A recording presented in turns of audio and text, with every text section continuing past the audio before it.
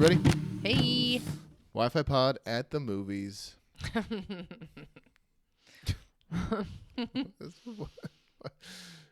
It would be way more fun if we like all went to the movies together and saw something.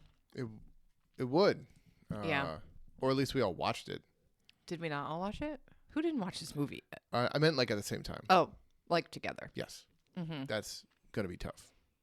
Well, we do have a projector We do. and a Next screen. staff meeting. Next staff meeting. We're just watching a movie. We're just going to watch a movie. Mm-hmm. No, but we watched this. It came out actually in April. We're 2 months behind, and we finally watched it. But we've heard all the buzz. We're finally talking about Wi-Fi movie. At the movies, talking about Sinners. Sinners. Yeah, the new Ryan Coogler movie. Yep. Starring Michael B. Jordan as Smokestack Twins. Oh my gosh.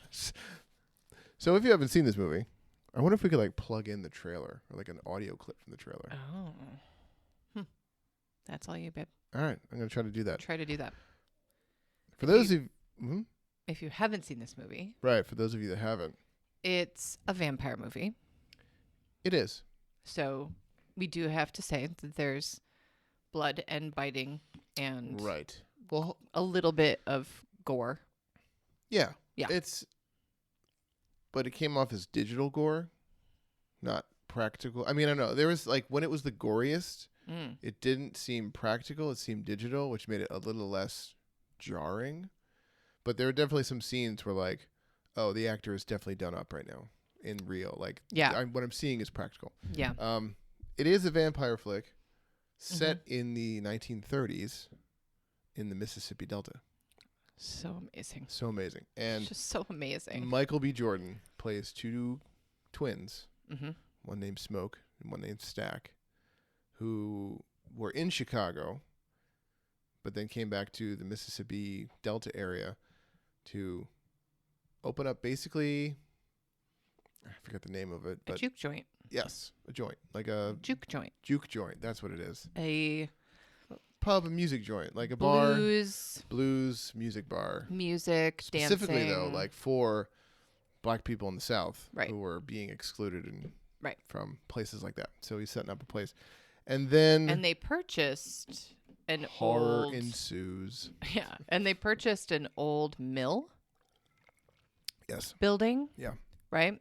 So there's that like immediate right out of the gate reclamation of a space where likely enslaved people were being intentionally disenfranchised and harmed, and then they were taking that space back and Right. and making it for their community. Yeah. So So where do you want to start with this discussion of this movie? Like, how do we start with this? I mean, I had to write down notes because I feel like I was going to sit through this podcast and just be like, it's amazing over and over and over Definitely. again. I have notes too. You know, I think that what stood out to me was Right. and how it like kind of overlaps with what we do at Yoga Farm is this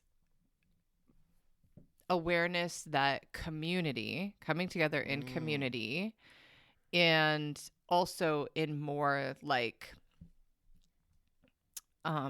not mainstream spirituality is a way to like thrive, to survive and to thrive, and or to at least know that you have a place and you are welcome there. So yeah, definitely a very intent on cultivating community, which I think is what this podcast is called.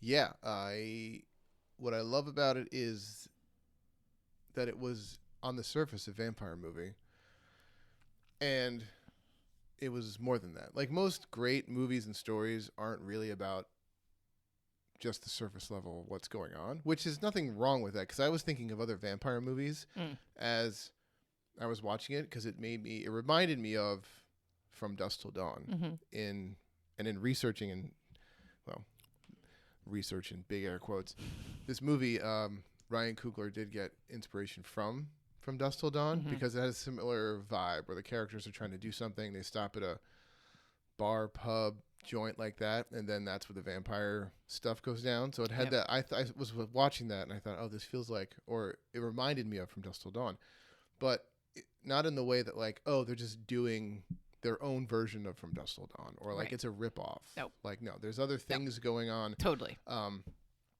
which gave it depth, but it also had vampires and vampire killing, which is awesome too. Mm-hmm. So I really liked that part. I loved. You want to go into notes? You just want to ping pong back and forth what we loved about this movie? Because we got kind of like the main thing we liked was the message of community, and in this case, like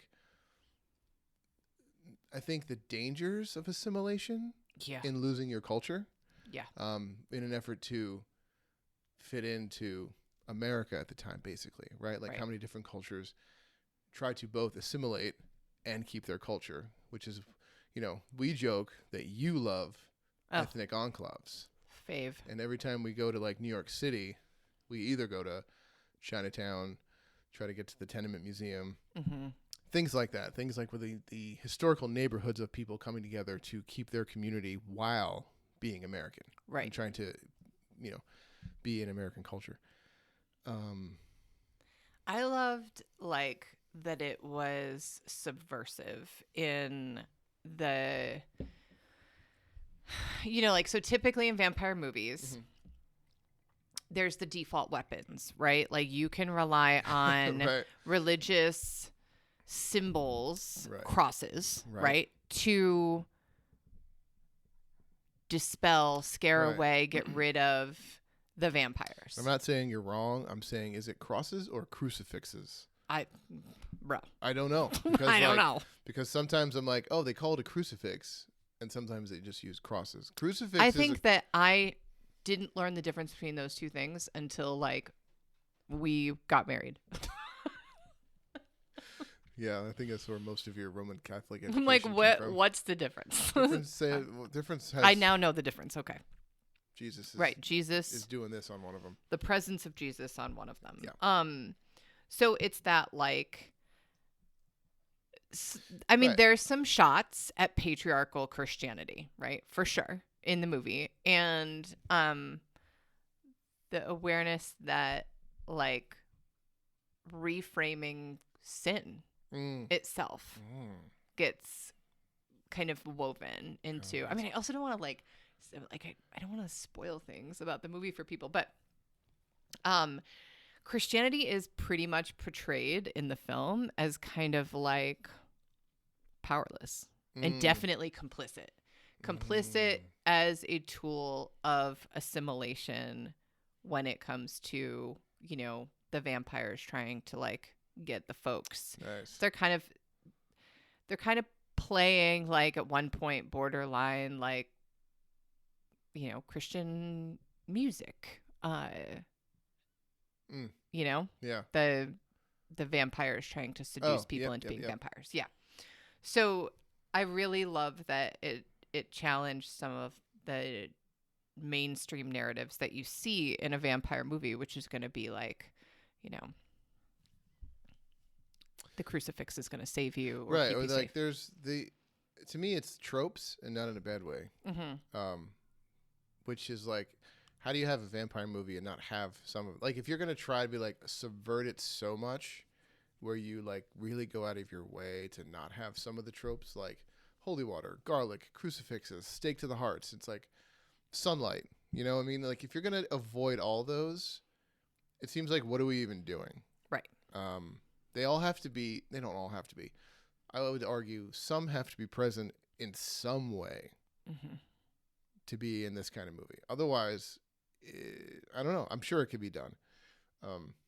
But yeah, so like I was expecting it. I'm like, cool, okay, boxes checked. We got stakes. We got other silver is also playing a role about like dispelling and fighting vampires. Love it. I loved the setting. I love the location of not only a historic period like 1930s, Of course. so it's like almost 100 years ago. The right? costuming. So and right, all of it. all of that I love. I love anything, any sort of supernatural horror set in the past in any way. It's great. Love that it's the American South. And I was thinking about this. What is it about the South? I feel like the South can tend itself. Or I'm trying to think of other movies where it takes place in the southern United States or like even in Mexico that like lends itself to a cool vampire setting. Because From Dusk Till Dawn is definitely they are escaping. I think going from Texas into Mexico. I'm thinking of John Carpenter's Vampires, which was based on a book. Also takes place in like Rice's Interview with a Vampire, Louisiana, in New Orleans, right? So like, what is it about that setting that is just cool? Like, you don't see a lot of vampires are like, if I gotta be out at nighttime, it can't be 30 below zero. Right, I know you don't see a whole lot of vampire movies taking place in like Worcester, Massachusetts. Is it also because vampires are like cold? Oh, you know. Well, I don't know. Like they can't even. But like, so are they like lizards? They like. Cold-blooded. They're just like so cold. So like, yeah, they have to go out at night. So maybe they're just going out at night when it's not freezing. Yeah, like they're not going out. This is a practical vampire choice, I think. Right. Yeah. Except there's that 7 Days of Night is another vampire movie, and it takes place in like Alaska. Well, yeah, it's like Alaska in December, like when it's 24 hours of night. So like, there's no sunlight. I mean, yeah, because in theory, if you were a vampire, wouldn't you just like move to Alaska? That makes sense. Yes. Move to where there's 24 hours of darkness. Right. For a period of time. Unless you don't like the cold. Unless you're like a lizard. Right. Josh Hartnett's in that movie. We should watch it. Oh, we should watch it. Yeah. We should do a Josh Hartnett fest. Oh, well. Not for the podcast, just you and I. Okay. I have feelings about Josh Hartnett, so. Great. We'll skip over Pearl Harbor. Or we watch Pearl Harbor and we roast the hell out of it. You. 2 history teachers roasting the hell out of Pearl Harbor. Oh my God. No, but I love the setting. I love just I mean, I think it was shot in New Orleans, so it's like that oppressive heat is like almost a character and a big part of the setting. Yeah. So especially seeing Michael B. Jordan play 2 different characters in like suits in that movie, right? Was cool. I thought that was really cool. I really like that setting. How about you? Ping ponging it. Of course, I'm all about the spirituality, the magic, the hoodoo. Like, I was so blown away by the representation of, I mean, the character Annie. Oh my God, I'm in love with this woman. I love her. And like that her work in the world is, you know, spell work, herbalism, keeping the community safe. She was, you know, there's a scene where she talks about a protection like bag that she. Yeah. Oh, right. You know, so I really love the indigenous and multicultural representation of spiritual practices, and not just because like those are things that tend to still be demonized in various ways, and like particularly things that could be considered witchcraft are demonized, but that in a movie that is about like the a framework around the occult, vampires, right?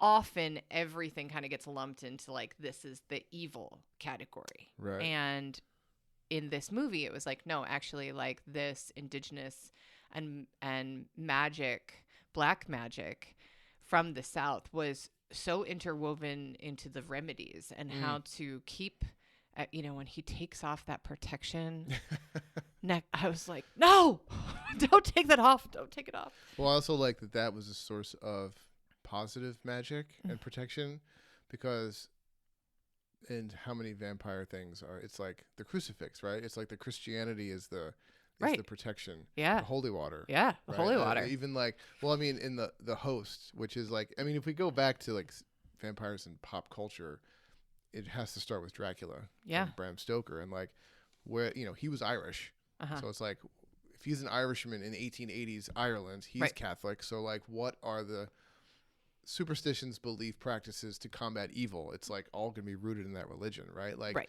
Mina Harker gets burned with the hosts. Like there aren't any hosts. I'm gonna see hosts, like the Eucharist in vampire movies. Is this the body that you eat? Right. Yeah. During the communion. The host. But definitely, why is it called the host? I Okay. But yeah, but having other You were thinking about baseball during that class, weren't you? Where you learned about what the host was in school? probably. I'm like, how can I be anywhere except in this room? Can I be outside playing basketball, football with my friends right now? 'Cause it's way more fun. Yeah, and actually I put on Facebook like how I was just so blown away by the representations of magic. And aspects of magical practice and witchcraft and hoodoo that I just don't have any knowledge or awareness around the intricacies of it.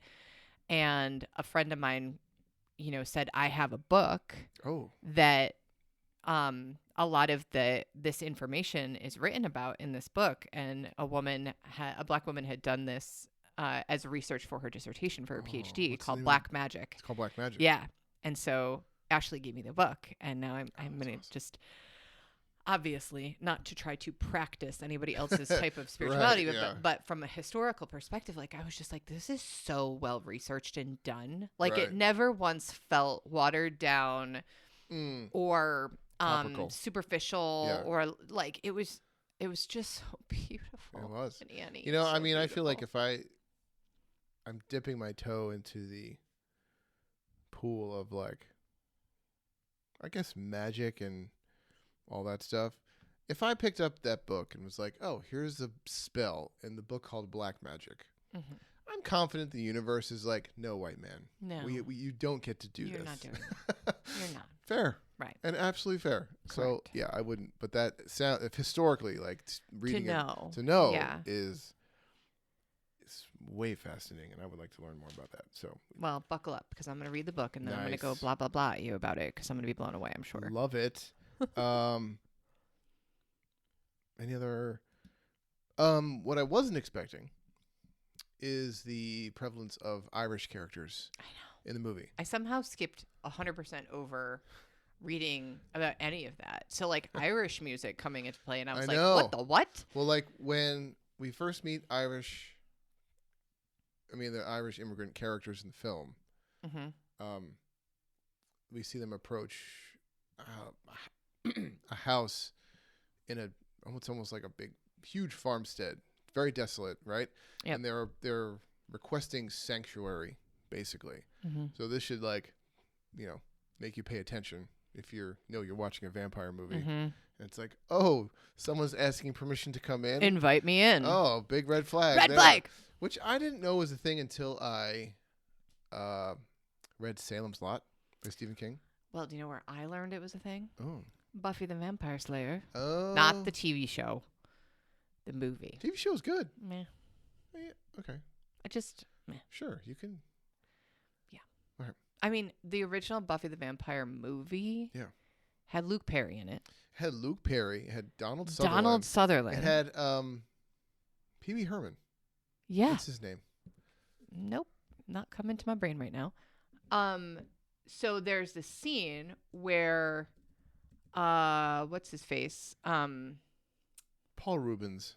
Duh. Not Paul Rubens. Well, it's Pee Wee Herman. Arquette. What's the Arquette that's in that movie? He's floating outside the window, and Luke Perry's character is like, dude, you're floating. And he's like, let me in. Come on. You got to let me in. And he's like, basically like.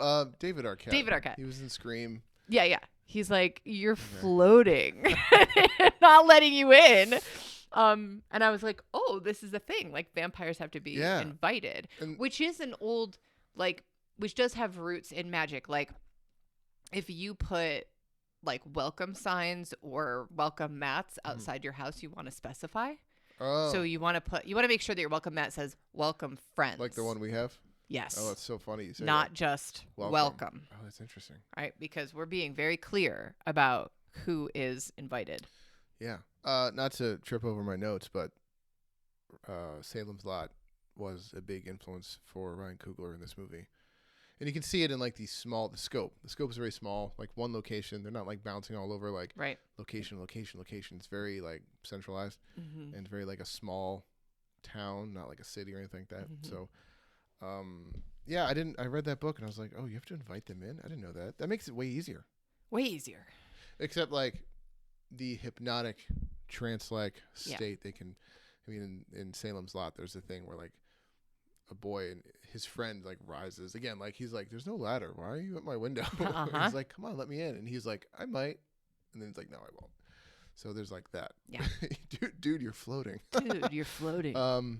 So the Irish in this story, which doing my very, very rudimentary internet research, has its roots in the Irish in that part of the country being also helped and supported by the Native American population Mm-hmm.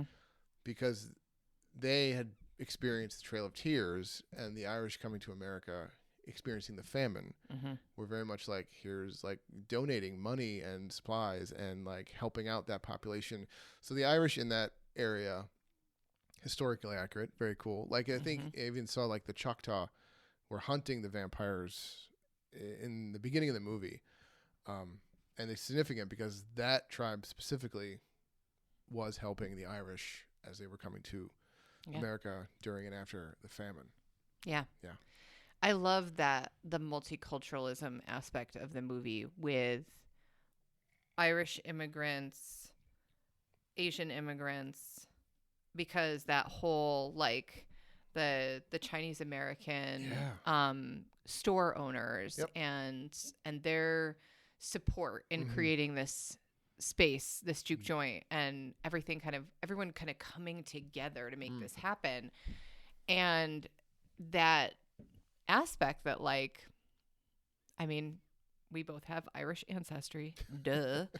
That there was a considerable amount of selling out in Irish communities, and how quickly could the Irish establish proximity to whiteness when they didn't have proximity to power and whiteness initially. Right. You know, I think a lot of the articles I was reading had some component of no blacks, no Irish, no vampires. Kind of like they were playing on that. Irish or vampires need not apply. Need not apply. And you know that it was like hooking people in to this false sense of fitting in through religion, when there is this whole other example of like, you don't have to fit in, you can belong and still maintain your, Chinese American identity and how you do things. And I loved that coming together of multiculturalism,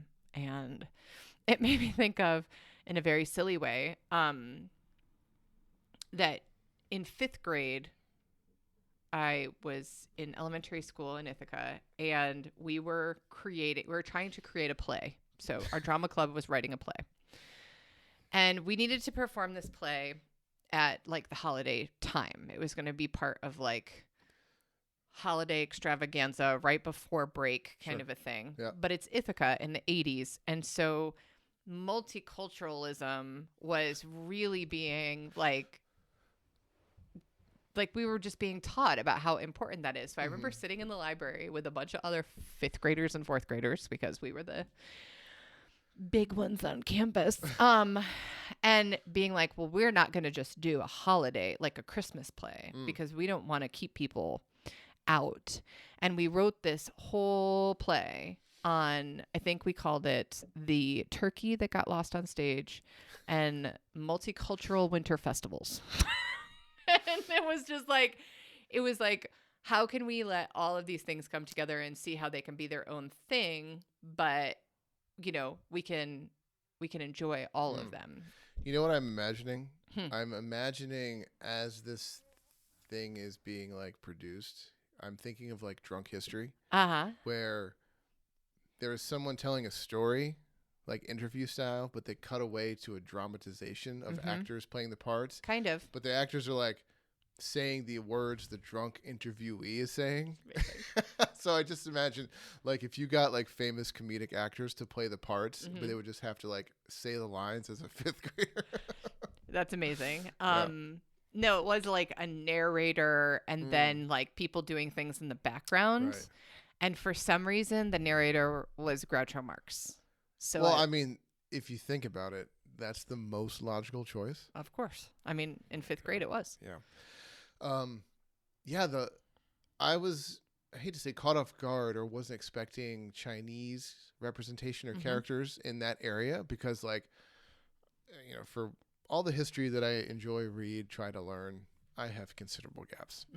And if you would have asked me the Chinese immigration patterns or population in America, I would have gone obviously like to California and the West. Right.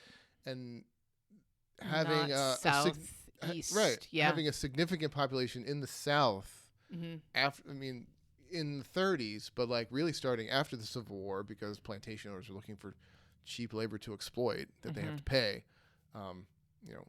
Anyone who's black is like, no. So who is coming to the country? Chinese in considerable numbers. So I was like, oh, that makes obvious sense. Chinese immigrants, Irish immigrants. Less. I think there was a slowing down of Italian immigrants at that point, like as laborers. Yeah. By the 1920s, 1930s, right. but those were. Yeah. You know what else I think? I think it's interesting that because this is I think we've said before, this was for me a metaphor on assimilation, right? How much of your culture can you hold on to? How much do you have to give up to belong? It's interesting that in the movie, the first vampires are the Irish. Like they're the first to turn, really. Because if you can drop the accent, you might be able to pass for white, so to speak, right? So like there's that part of it where like they had probably an easier time assimilating just because of the appearance. Right. So in the movie, and important to remember too that like the Irish also had to drop Catholicism. For like it was also a stop doing your superstitious no papist nonsense and convert to Protestantism in whatever denomination is happening in the South at that time, which my history awareness of that is very slim. Right. But like if you're going to pick a group to quote unquote assimilate, to lose their culture first, the Irish should be the first vampires. Yeah. Yeah. Well done. Good choice. Yeah. Best, I think this movie wins a couple awards. One is best song and dance number by an Irish person portraying a vampire. Yeah. So because this is like after the Irish vampires are kind of closing in on the juke joint, right? So they have infiltrated. Like they were able to gain access. They were invited in, or no, wait. Haley Steinfeld's character was turned because she was actually outside. Because her proximity to whiteness, because she could pass as white. Right. Yes. Yeah. So there's that whole part where, like, throughout the movie, they were like, a white woman's walking towards you. Right. Yeah. She's like, she's not a white woman. Right. Like that whole thing. So the whole element of passing and colorism and being light skinned comes into play, and how she also was next in line to turn vampire. Right. Because she went out and was like, I can be the one. Right. I can talk to these folks and like I can relate to them, right? Ugh. Bad plan. She had family members, parents, grandparents that were black in the film, right? Yes. Right. Yes. But like she could pass as white. Right. Right. Oh, it's so good. Yeah. And so it like makes sense that she would be the next. 100%. Oh. Yeah. My God. She was great in that movie. She is good in a lot of things. She was also Haley Steinfeld in what was that movie she was in with Woody Harrelson? Oh yeah, where she was the bratty teenager. The bratty teenager. And he was a teacher. He was the It was one of those movies where like as teachers you watch a movie and you're like, at one time I would have resonated with the youth in this movie, but now I'm the grumpy teacher in this movie. It's like whenever we watch Clueless again. Yeah. It's like I don't we don't identify with Cher anymore. No. And Travis Birkenstock. No. Mr. Hall. Yeah. Mr. Hall is the man. I mean it's almost unfair that the best thing she's been in, I think, so far is like one of the first things. She was in a remake of True Grit with Jeff Bridges and Matt Damon, like in 2011. She was young. She was like the young girl. She was. I think did she win an award?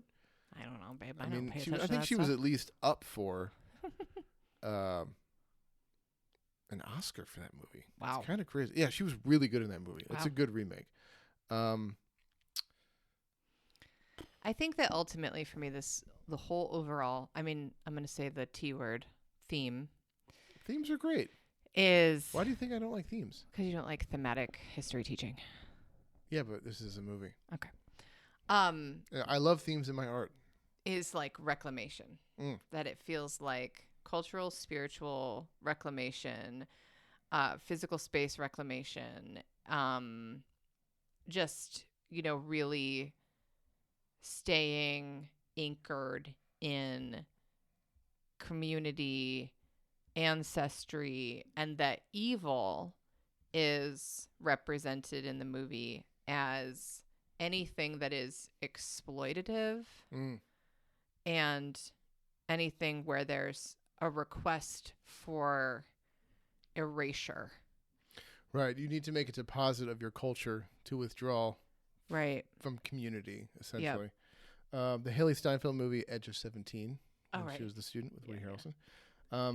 Not to step on your toes, but once she turns, and then there is a music number, essentially, where the vampire sings Rocky Road to Dublin, which is like my favorite Irish tune. I think it might be my favorite. And it was for me just electrifying because it's like they're in kind of circle or half circle and all just like cheering as the guy's like doing the step dance, right? And he's singing it. And what I did learn, which this is probably why I liked it so much, is that that he's really a step dancer. No, is that the two members of the High Kings? Oh yeah, the band. Yeah, contributed vocals to that track. And if you've ever listened to the High King, if you at all dig Irish music, listen to the High Kings. And if you ever listen to the High Kings and get a chance to go see them, go do it. Because we saw them. I don't think I've ever been in a situation where I watched an artist perform music where like their vocals were so much more powerful. They blew me away. In person than listening compared to the record. Yeah. Right? Like usually it's like the inverse is right. true. There's always like the studio producedness of an album, but like their voices were so amazing. I can't like every time I like listen to them during St. Patrick's Day time or when it rains here lately, you just. I mean, the music 100% in this movie is enough of a reason to watch this movie. Like, even if you're like, I don't know if I do the vampire thing, like the music, the blues, Sammy's voice. What is that actor's name? His vocals. Miles Katori. In this movie. Oh yeah, he was the guy playing the whole body chills. Yeah. He was the gorgeous. He's the movie when it starts. He's driving the car up to the church. Yeah. They do that cool thing, which I like, where it's like, this is actually the end of the movie. Yeah, 24 hours earlier. Right, yeah, which I like. I like that. Yeah, let's talk about the music. Because there was, I mean, really the only one Irish number. It was my favorite song. It was at a cool point. It was done well. And it was by two singers who were just amazing. Well, and obviously we have an affinity for Irish music. Sure, but that was really the only Irish tune in the film. Right. And I loved the music of this film. I had the music. I had the album queued up on Spotify before we finished the movie. Yep. Because of its Southern blues feel. Well, and right now, because it's been like super hot and like there was the big like heat wave last week where it finally felt like summer, like listening to it in the car when you're driving and like it's just that damp, humid heat. And then, it's just that Southern pace, slowness, right? Yeah. And the music was done by Ludwig Göransson, who has done music. He did, I know. You don't care about this stuff. I mean, I do, but I don't retain it. I mean, not that you don't care, but I like super pay attention to it. He did the music for The Mandalorian theme. Oh yeah. Doom doom doom bum bum bum bum bum bum bum. Yeah. So he did that amongst other awesome things, which I will find. But of course, you know what's funny? If John Williams does a score to a movie, I've listened to enough of them where like this sounds like John Williams for one reason or another. And There's a style. there's a style. Hans Zimmer I think has it too. Yep. Maybe Alan Silvestri. It's like, oh, this sounds like them. And It also sounds like them. Like Elfman. it fits the Danny Elfman's Danny another Elfman. really good example. Yeah. Like it fits Haha, I remembered one. because it fits the movie, but you can also be like, oh, this sounds like them. He did a great job because like I'm like, oh, when I realized who it was, I'm like, oh, I like this guy. I like his music. I wouldn't have picked it out because it just seamlessly fits the vibe without any trace of like, I guess his past stuff. He did Tenet for Christopher Nolan, so that's crazy. Yeah. So the Soul Southern Blues thing is amazing. So like speaking of music, what did you think of there's a scene when Sammy is playing and then it kind of like it deviates because it's been very like you are seeing what's on screen but then like it deviates into sort of a montage where it's like paying homage to past, present, and future black music, black Southern artists, culture, jazz, rock, blues, like funk. And it was just like I'm just thinking about it again, and I have goosebumps all over. It was a little anachronistic because it took it out of. It was no longer. Characters are out of place, right? But there was also a voiceover, what helped you kind of get out of that and get me into the magic of the moment. It was one of my favorite moments. Oh, he did Black Panther too in the entire movie. Ludwig Göransson did Black Panther. That makes sense. That soundtrack is amazing too. Yeah, it was one of my favorite moments when the it was like really cool. You know, historical and future artists just you know, because there was like it was like, okay, this movie's supernatural, there's vampires, like, and then towards the end of the movie you get to see you know what, like 60 years in the future. It's like the 80s. Yeah. So Sammy as an old man in a jazz club. Yeah. Right? And like so it just felt a little bit like time travel-y in that moment. Which is kind of cool. I always love Interview with the Vampire does something similar where you see your vampire character in different time periods to like show their longevity and youth and whatever. So it was cool to see Haley and Michael B. Jordan come in like 80s total clothes. 80s up. Yeah. That was really cool. Oh my God. I loved, well, you say supernatural. The movie did a great job really grounding itself. And it didn't come out firing with the supernatural stuff, which like. No, because it was so well researched. Well, like in monster movies that have monsters, sometimes you get a hint of the monster in the in the beginning, or they make an appearance by the end of the first act, and that's who you're fighting. Right. But they don't really show up until like middle or end of Act 2. Yep. When like it's not quite a genre shift because it's building towards that. Not like Dusk Till Dawn did a genre shift. That was like crime, thriller, whatever, and then it's like still not just horror like, movie. Like this isn't just a horror movie. Well, that's what I mean. It grounded itself in such a realistic setting that it was about like setting up the juke joint, and it has like a whole cool part where it's like we're getting the band back together. Yeah. Where it's like it makes me think of like the Avengers, where like we're getting the team together and we're going from person to person. How are we getting them? What are we doing? What's their role? We're getting everybody together. Yeah. To slaughter evil with garlic and blues. Right.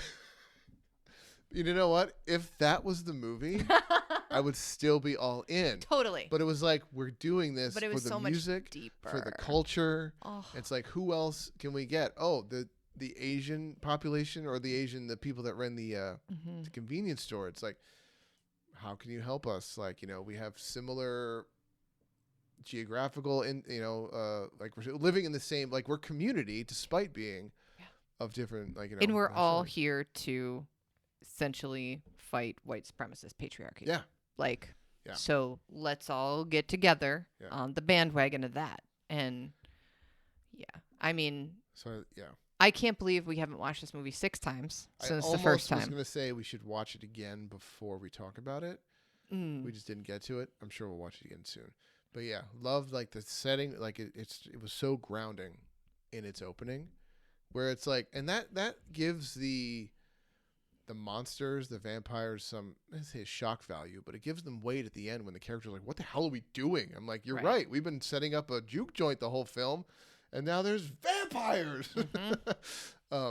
So that was great. The setting was great. Costumes were great. I did learn something about the costumes for Michael B. Jordan's characters, who were both from Chicago, but who were both affiliated with Italian and Irish gangs. Yeah. Smoke had the blue, like, Irishman's kind of cap, and that reflected, I mean, that was, like, intentional. Like, he was with the Irish gangs, and Stack with the Italians, based on what he was wearing. Yeah, wider rimmed hat wider, and pinstripe suit. A different type of suit. Yep. Yeah, the whole getting the band back together, Haley Steinfeld's character coming in, when it but it was Stack who went to see Annie. Yeah. Is that right? Yes? I think so. Right, because there's a whole scene where, like, oh, they are reconnecting. They are reconnecting. They are reconnecting. Yeah. Yeah. That was amazing. And if the movie had no vampires, I'd still want to watch it, and it was still super interesting. Yeah. And then it's like, see, here's the thing for me. You give me a historical drama and throw in a monster in all the time. What else do you need? I don't know. I know.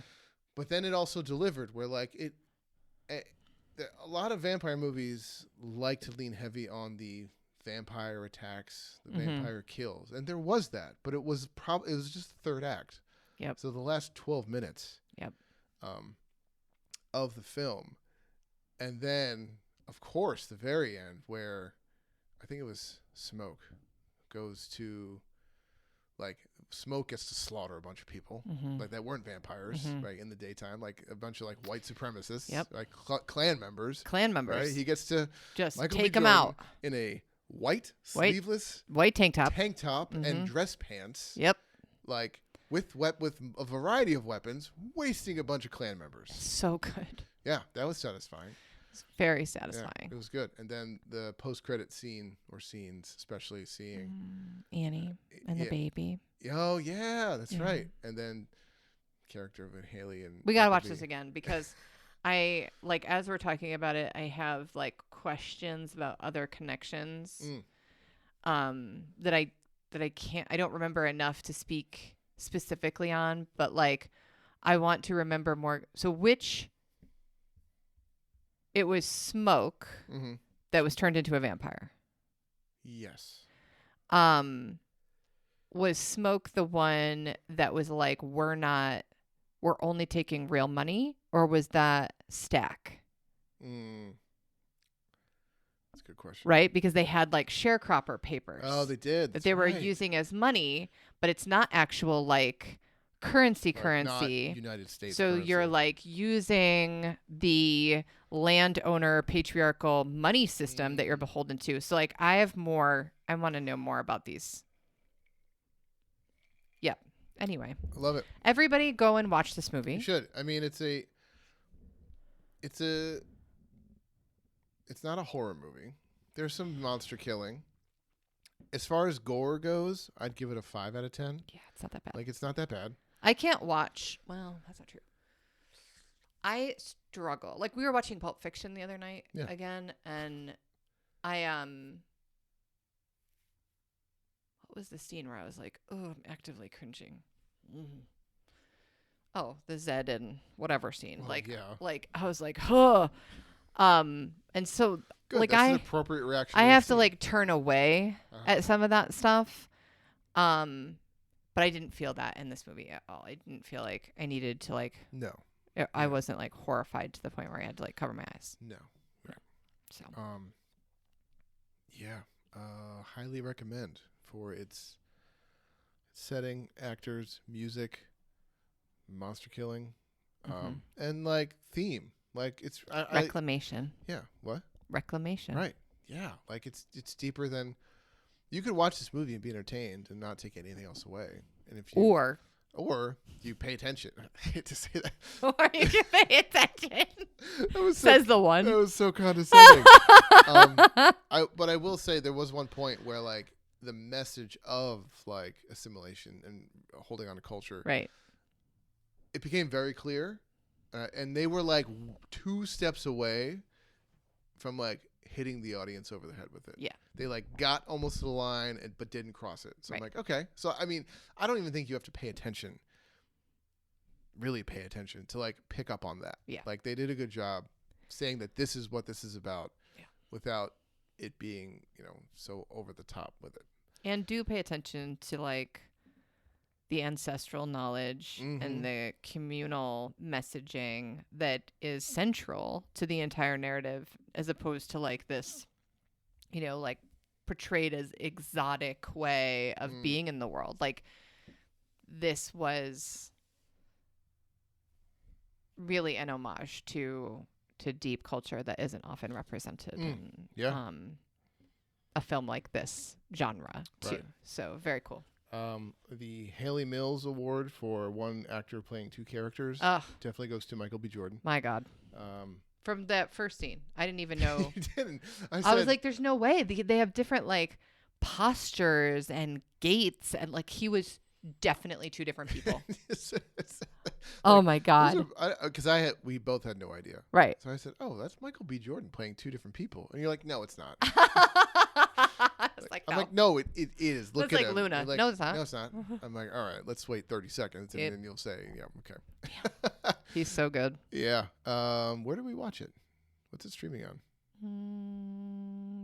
Plex. Right? That's where we watched it. Yeah. I don't know if it's streaming yet. It is it? definitely is streaming. Oh, okay. Oh, man.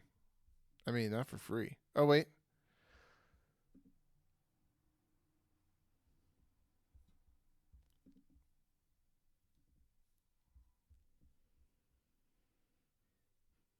Not yet, but I think it will be on HBO shortly. Well, go to the movies and watch it. Go to the movies? Yeah, go to the movies. We'll start. It's air conditioned there. It is. There's popcorn. Hot summer days. So, Sinners by Ryan Coogler is a YFI at the movies recommends. Top recommends. I like this series. I think we should do more. I think, you know what we should watch next? That Will Ferrell movie. Where he does a movie with his friend. His friend. Yeah, Will and Harper. Will and Harper. Yes. I think we should do that. All right, let's do it. Let's look at it. What's the sound? What, June? End of July. Look for YFI at the movies. We'll have more people who had seen this movie. All right. So for YFI Pod, this is Matt. This is Jeannie. Thanks, everyone.